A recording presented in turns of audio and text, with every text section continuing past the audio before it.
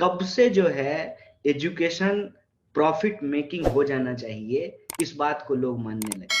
कब से ये मानने लगे कि स्वास्थ्य व्यवस्था जो है वो प्रॉफिट मेकिंग हो जाना चाहिए। ये कितनी असंवेदनहीन इनसेंसिटिव बात है कि आप ताबूत से पैसे कमा करके अपना महल खड़ा करना चाहते हैं। आप चिताओं से पैसे कमा करके अपना महल खड़ा करना चाहते हैं। आप सरकार हैं। सरकार हमारे यहाँ लोग आम बोलचाल की भाषा में कहते हैं कि सरकार हमारा माई बाप होता है। आप बताइए कि कोई माँ बाप ही अगर अपने बच्चों को लवारिस छोड़ दे, अगर सरकार ही बीएसएनएल के बारे में ना सोचे और जियो धन धनाधन करने लगे ये बोल करके कि बीएसएनएल प्रॉफिट मेकिंग नहीं है, तो बीएसएनएल का उद्देश्य कभी प्रॉफिट कमाना था भी नहीं। बीएसएनएल का उद्देश्य इस देश को, गांव गांव को, शहर शहर को, एक व्यक्ति को दूसरे व्यक्ति से जोड़ना था। बीएसएनएल का उद्देश्य था कनेक्टिंग इंडिया। बीएसएनएल का उद्देश्य कभी नहीं था प्रॉफिटिंग इंडिया।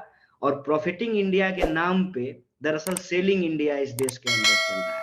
हर चीज जो है वो बेची जा रही है। और इस पॉलिसी के चलते, इस मॉडल के चलते आज हम एक ऐसे मुहाने पे जाकर के खड़े हो गए हैं कि सरकारी व्यवस्था बची नहीं है और प्राइवेट व्यवस्था पर्याप्त नहीं है। और मेरा इस पे एक बहुत स्पष्ट मत है जिसको मैं यहाँ रखना चाहता हूं कि अगर यूएसएसआर नहीं होता तो अमेरिका ने यूरोप में पैसे नहीं खर्चे होते। अगर इस देश में पब्लिक सेक्टर नहीं होता तो प्राइवेट सेक्टर पब्लिक सेक्टर से कंपटीशन नहीं की होती। जिस दिन बीएसएनएल बंद हो जाएगा पूरी तरह से, उस दिन जियो की मनमानी तय है। जिस दिन सरकारी अस्पताल बंद हो जाएंगे पूरी तरह से, आप देखिए कि प्राइवेट अस्पताल में भी बेड नहीं मिलेगा। जिस दिन पब्लिक सेक्टर पूरी तरीके से तबाह हो जाएगा, मैं बार बार कहता हूं कि ये इस देश में लोकतंत्र की बुनियाद है। किसी प्राइवेट स्कूल की ये जिम्मेवारी नहीं है कि एक आंगनबाड़ी का बच्चा पीएचडी करेगा कि नहीं करेगा। उनका बिल्कुल सीधा हिसाब है, पैसा है तो आपको व्यवस्था मिलेगी और पैसा अगर नहीं है तो आपको व्यवस्था नहीं मिलेगी।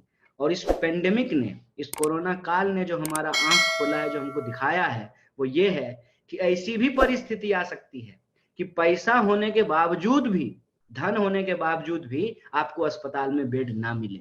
इसीलिए ये जो पब्लिक सेक्टर को बचाने का सवाल है, ये जो मजदूरों को बचाने का सवाल है, और कोविड से कलेक्टिवली जो हम तमाम लोगों को मिलकर के लड़ने का सवाल है, इसमें एक बात मुखरता से सामने आई है, वो ये है कि हमारे भीतर नागरिक होने का कॉन्शियसनेस होना बहुत जरूरी है।